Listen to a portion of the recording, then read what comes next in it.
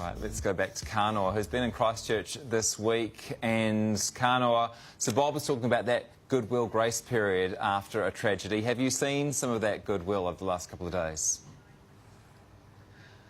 It's been unbelievable. I can't tell you how many people have offered me food, offered me hugs to see if I'm okay.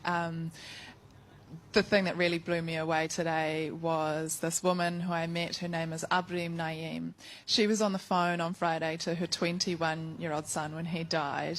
Her husband, you have potentially seen the artwork that has been created by an Auckland artist to honour him because he was a hero. He helped people get out of Masjid al-Noor. And he is being remembered and celebrated in his home country of Pakistan, where he came from.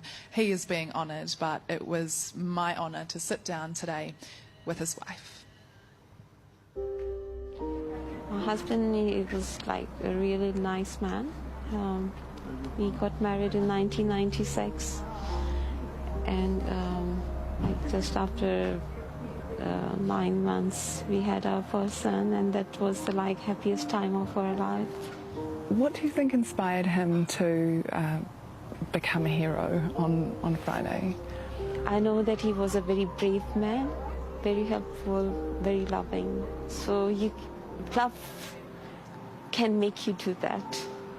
What he did, he tried to save people's lives because he was loving. Can you tell us your favourite thing about your son? Right from the childhood, he was a very caring person. He was such an inspiration for our children. And we tell our children to be like Talha. My husband and son, they gave up their lives to save other people. And this is what Allah wants from us. It's a religion of peace and love.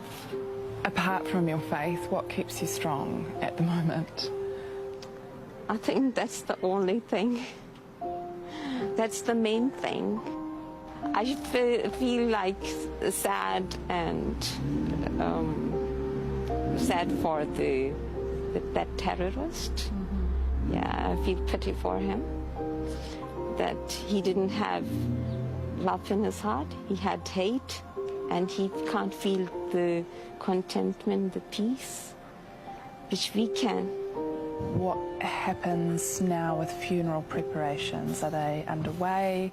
They are saying that they are doing as fast as possible, but I don't know about that. But they had told us that the deadline would be Wednesday, but we still haven't heard anything from them. And I definitely want to see my son and my husband. Yeah.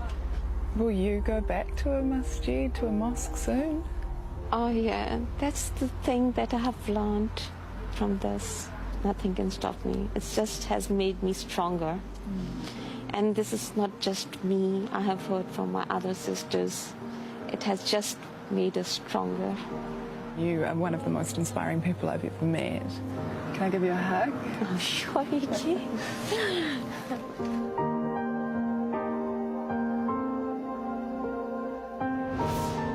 Oh, what an amazing woman. As you say, there's strength there, but I also notice a calmness, almost a positivity.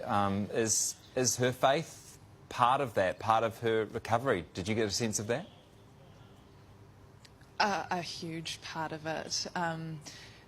She has so much peace in her heart because she really feels that her husband and her son died in an honourable way. They died as martyrs, and I think that's something that's hard for a lot of people to get their heads around, but yeah, she's a beautiful thing, and I think hearing stories like hers and learning about people like her husband and her son, that can teach us all something. She also told me today that, practically speaking, her son and her husband, they were the people who drove her younger son and picked him up from school, and that is one of her goals. That is one of the things that she wants to work towards. She wants to learn how to drive for the first time here in New Zealand. You're so right, Kanoa. She is the very definition of a wahine toa. We will catch up with you again shortly.